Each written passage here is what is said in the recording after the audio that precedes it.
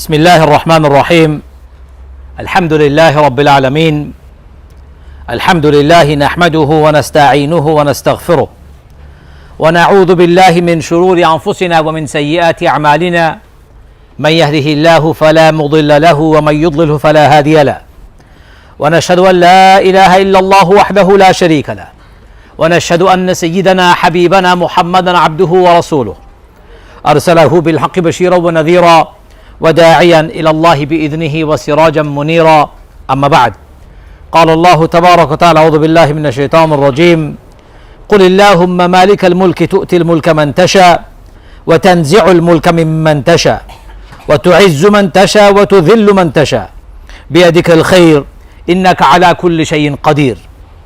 My dear brothers and sisters, I have recited from Surah number 3 verse 26. The meaning of the verse that I have recited is as follows.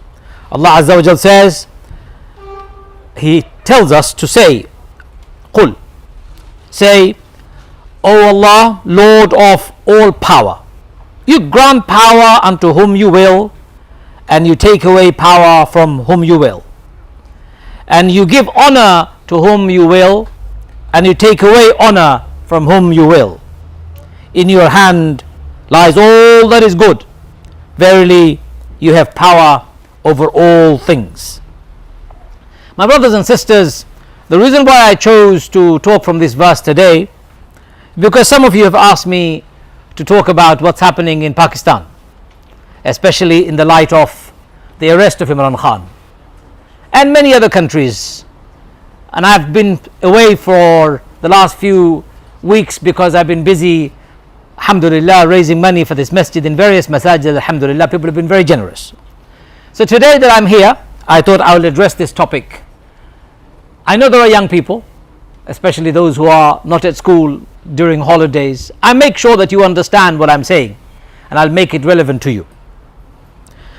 So the topic of our discussion is Allah gives honor and Allah takes away honor.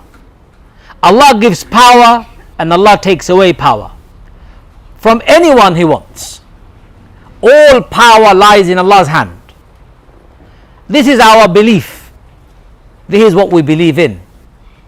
And we should never ever underestimate the power that Allah gives and honor that Allah gives. For if Allah doesn't give honor and power, nothing will make you honorable, nothing will make you powerful. My brothers and sisters, Ibn Abbas and Anas ibn Malik radiallahu anhum, they both have said, when Prophet of Allah sallallahu alaihi wasallam conquered Mecca and promised his nation that the kingdom of Persia and Byzantium would one day be overcome and conquered by the Muslims, the hypocrites from there said, how far-fetched is this idea? How far-fetched is the idea? How on earth can Muhammad conquer the kingdoms of Persia and Byzantium? In other words, Persia and Roman. They're too mighty and too strong for that.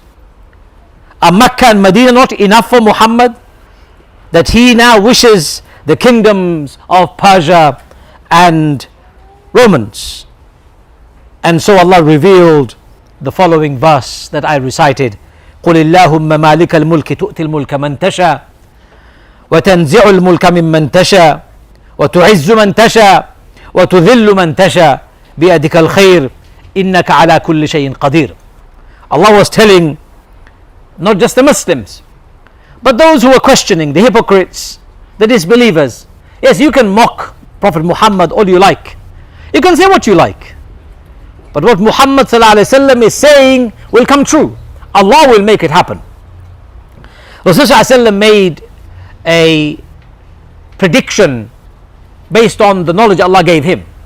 He said, Constantinople one day will open up, the heartland of Orthodox Christianity at that time, and parts of Roman Emperor. I was in Turkey only a few days ago. Now, my brothers and sisters, for those of you who have been to Turkey, and if you have taken the trip along the Bosphorus, or you have walked along the Bosphorus in Istanbul, and you stand there and remember what exactly happened many, many years ago, 1493 or 53, I can't remember the exact date, when Muhammad al-Fatih with his army came, wanting to overcome the heartland of Christianity at that time, take over Constantinople. It became an impossible task. In fact, let me take you even further back. Abu Ayyub al-Ansari radiallahu anhu, a very prominent companion of Prophet of Allah sallallahu alaihi wasallam, was from Medina. When Rasulullah migrated from Mecca to Medina, everybody was asking Prophet sallallahu alaihi wasallam to come and sit down and take rest in their house and be the guest of honor in their home. Everybody wanted Prophet of Allah to be their guest. But Prophet sallallahu alaihi wasallam did not want to disappoint anybody. So he said to everybody, as a matter of factly, guys, brothers and sisters, I will let my camel walk around, and wherever he sits down, that's going to be my house. Taking away people getting upset over it. Rasulullah let the camel walk freely. Prophet sat on top, and his camel Kiswa kept on walking. And after walking a long while, it set in front of a companion's house known as Abu Ayyub al-Ansari radiallahu anhu. Rasulullah stayed in Abu Ayyub al-Ansari's house for as many as some historians have written, 90 days, 3 months. Some say less. But he stayed for as long as he could, and he waited until his own home and Masjid al-Nawawi, the first foundation of masjid inside Medina, was established. Abu Ayyub al-Ansari heard with his own ears Rasulullah say, what a blessed army that would be who would open the doors of Constantinople. What a blessed army that would be who would open the doors of Constantinople. What a blessed army that would be who would be amongst the army of people who would go and open the doors of Constantinople. He heard the saying of Rasulullah, and Abu Ayyub al-Ansari believed in every word of Rasulullah, because he was a companion of Rasulullah. He was a believer, and Muhammad ﷺ's words were believed by his companions literally as what Rasulullah said, no doubts. And Prophet ﷺ passed away. Constantinople wasn't opened. Istanbul was not conquered. Persia was not defeated. Later on, many years later, when the first army of Muslims were sent, Abu Ayyub al-Ansari was very, very old. Very old, probably over 80 years old. He begged to join the army. They took him. When they arrived at the outskirts of Istanbul or Constantinople at that time, they couldn't go nearer because the army defending the city was ferocious, very strong. Abu Ayyub al-Ansari was on his deathbed, very unwell, fell sick. They asked him, Abu Ayyub al-Ansari, do you need anything from us? What can we do for you, ya Abu Ayyub al-Ansari? Abu Ayyub said, I don't need anything. All I want you to do is convey my salam to my fellow Muslims when you go back to Medina. But I want you to tell the Muslim soldiers who are here today to fight and fight and fight until they've opened the doors of Constantinople. And if you are unable to, please bury my body as close to the gates of Constantinople as possible, as close to the doors or the walls of Istanbul as possible. So the Muslim army was inspired, and they went and they fought and they fought and they fought, and they then buried the body of Abu Ayyub al-Ansari right next to the wall of Istanbul at that time, ruled by the Orthodox Christian Church. My brothers and sisters, when I went there recently, Abu Ayyub al-Ansari's masjid, his graveyard, is still there. Can you imagine? Medina was thousands of miles away from Constantinople. And yet this man called Abu Ayyub al-Ansari heard Rasulullah say this, and he believed every word of Rasulullah, and he wanted to be part of the army that would open. So his grave is there, and there is a masjid there in his memory. If you ever go to Istanbul, visit it. Don't be silly like some people go and do grave worshipping. We don't do any of those nonsense. Make dua to Allah for yourself and for the mercy of Allah. Allah will have mercy on his beloved Prophet Muhammad's companion sallallahu alaihi wasallam. Anyway, fast forward many years, hundreds of years later, when Muhammad al-Fatih and the Ottoman army had already taken over most of Turkey, the most important place left is called Istanbul. They come to the Bosphorus, the Golden Horn as they say. They try and come in from the Sea of Marmaris, but they can't, because the army, the army of Constantinople, the ruler of Constantinople, had come up with an ingenious idea. He had put a chain across the Bosphorus, massive chain, so the ships can't go through. Blocking the ship with vessels was impossible because Muslims were very strong, so he decided to put chains instead. Muhammad al-Fatih came and saw the chains. He said to his soldiers, wait until the night comes. When the night came, they couldn't get through the ships because the chains were too big. He told the soldiers to carry the ships on their shoulder and came over the mountains and dropped their ships into Bosphorus and came and pelted the palace of the ruler. They were shocked in the morning. How is it possible that the Muslims have come over? How did they cross the chain? They looked out and they saw the chains are intact. They were bewildered by the zeal of the Muslim army that they did not cross the chain, they did not break the chain, but they carried their ships over the mountains into the sea and carried on with their mission. My brothers and sisters, because Muslims believed in this verse, قُلِ اللَّهُمَّ مَالِكَ الْمُلْكِ تُؤْتِ الْمُلْكَ مَنْ تَشَاءُ وَتَنْزِعُ الْمُلْكَ مِمَّنْ تَشَاءُ وَتُعِزُّ مَنْ تَشَاءُ وَتُذِلُّ مَنْ تَشَاءُ بِيَدِكَ الْخَيْرُ إِنَّكَ عَلَى كُلِّ شَيْءٍ قَدِيرٌ. Allah is the one who gives power to whom He wills, and He takes away power from whom He wills. He honors whom He wills and takes away honor from whom He wills. All power lies in Allah's hand. Abu Ayyub al-Ansari's grave is still there. Muhammad al-Fatih's conquest of Istanbul stands as glorious mark of Muslim history even today. My brothers and sisters, unfortunately, that's the past. Unfortunately, that's the past. Why do I say unfortunately? Because unfortunately today, you and I are no longer the same powerful nation as the Muslim Ummah was once upon a time. Look around the world today. Look around the world today and see the disarray in many Muslim countries.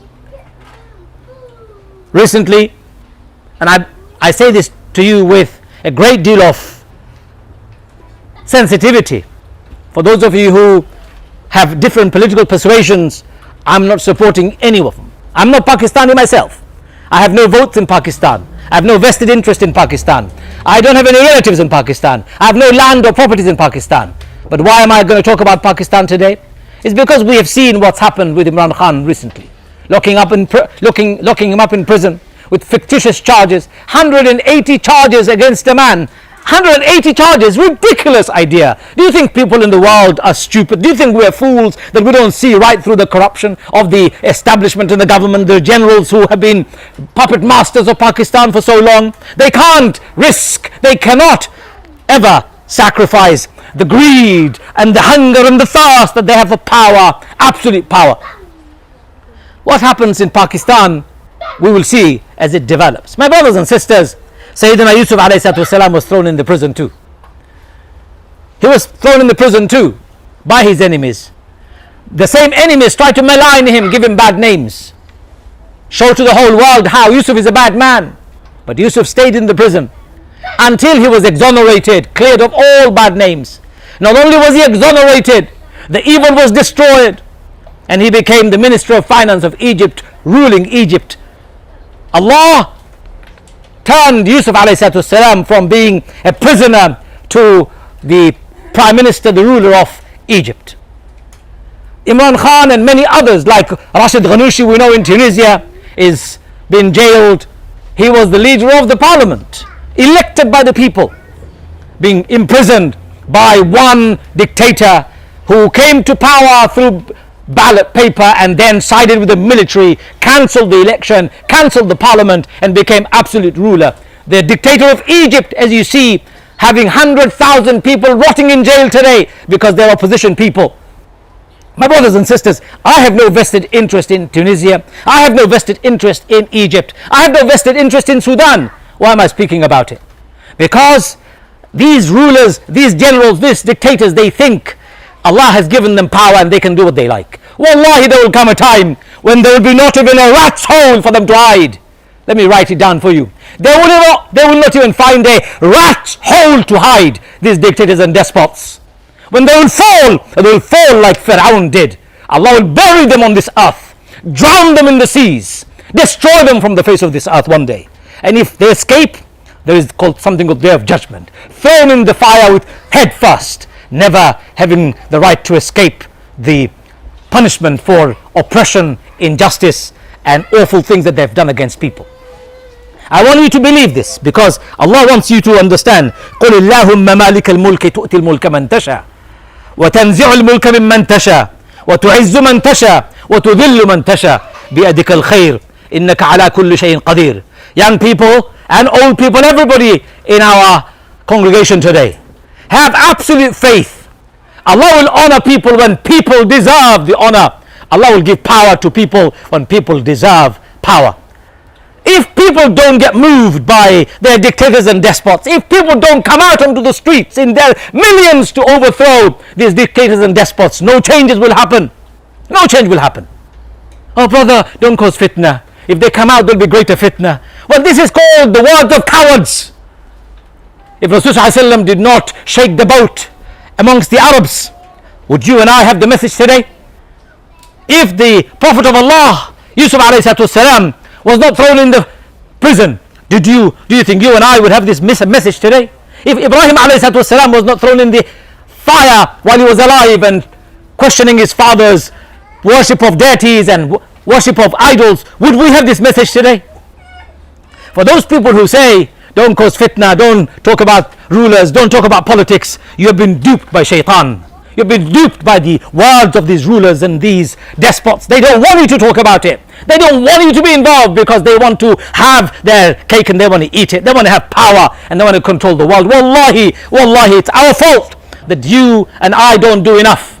Okay, my brother, what can we do in Britain? Somebody will ask me straight afterwards. Yes, what you can do in Britain is you can actually start getting politically involved. Organize yourself, mobilize yourself. You live in Enfield Borough.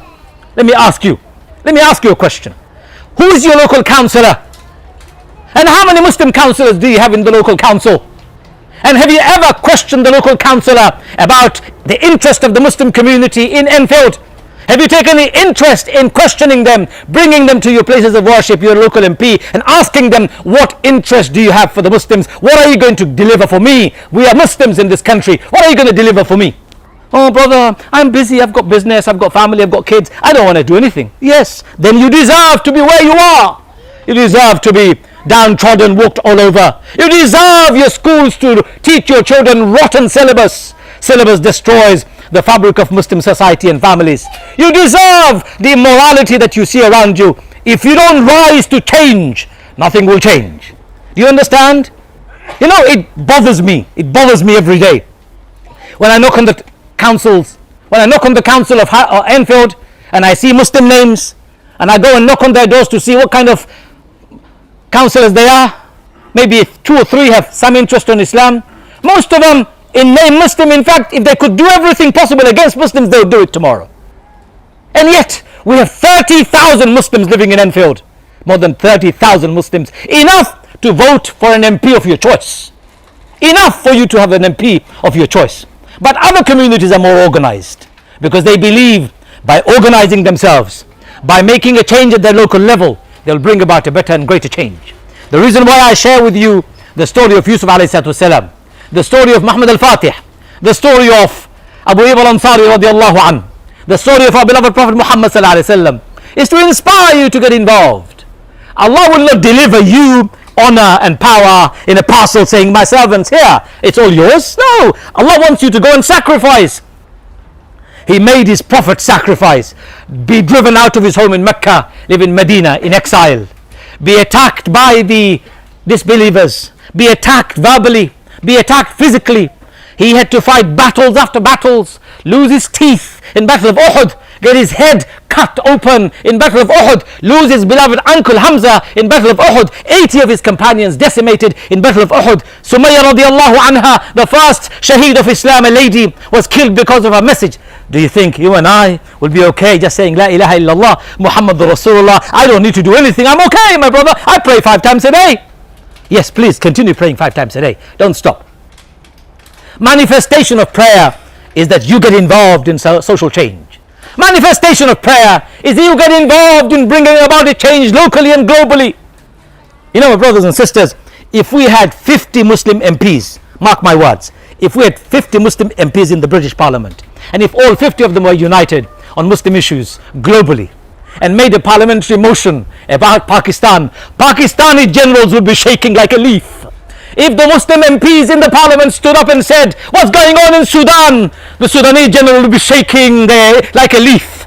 Tunisian government would be shaking like a leaf. You want to know what you can do in Britain? You can do a lot in Britain. You can become the MPs, the local councillors. You can become powerful people, successful people, people who will respect because you respect yourself, and Allah gives you respect and honor because you are powerful and you're organized. You know, I could stand here and talk about prayer. I could stand here and talk about tawbah.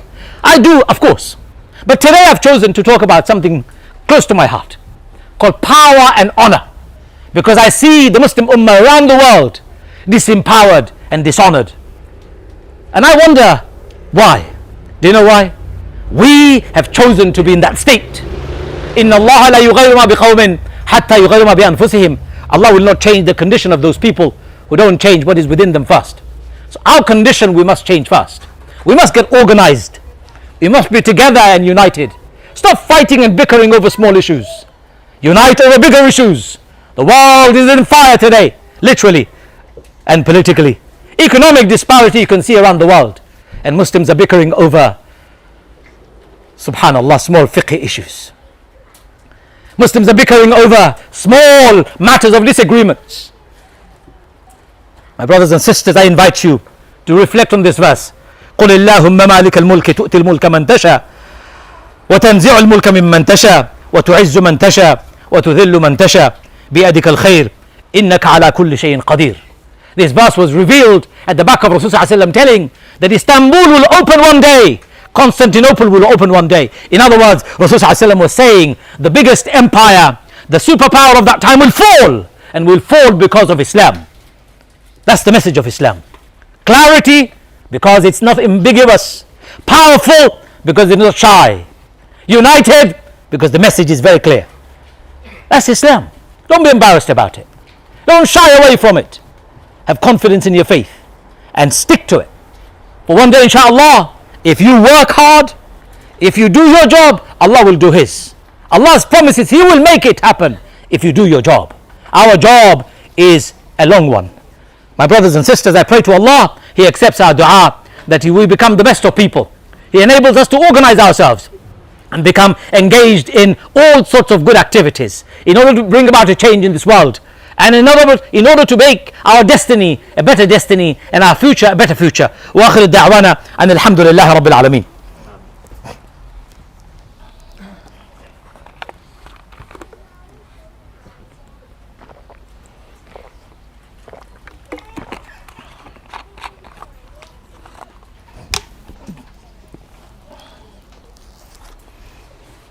بسم الله الرحمن الرحيم. الحمد لله رب العالمين. والصلاة والسلام على محمد وعلى آله وصحبه وسلم. My dear brothers and sisters, it's school holiday and a lot of people are here today, I can see. Just squeeze wherever you can, and inshallah when we stand up we will make the line straight and you will find plenty of space. I was reading the verse of the Qur'an earlier on, and I will remind you again. أعوذ بالله من الشيطان الرجيم. قل اللهم مالك الملك تؤتي الملك من تشاء وتنزع الملك ممن تشاء وتعز من تشاء وتذل من تشاء بيدك الخير إنك على كل شيء قدير. Allah will give power to whom He wants and take away power from whom He wants. He will give honor to whom He wants, and He will take away honor from whom He wants. And all power lies in Allah's hand, for Allah is powerful over all things. My brothers and sisters, you want to see a change in the world? Bring that change within yourself right now. Bring that change right now. Bring that change in your family. Bring about that change in your thinking, in your mentality. If you can bring about that change in yourself, in your mentality, in your attitude, in your priorities, the world will change. The world will change. It is not just about you. It is not just about your prayer. It is not just about your zakat and your fasting. Of course you'll do your prayers. Of course you'll give your zakat. And of course you'll fast. That's a basic. I don't need to keep on talking about it.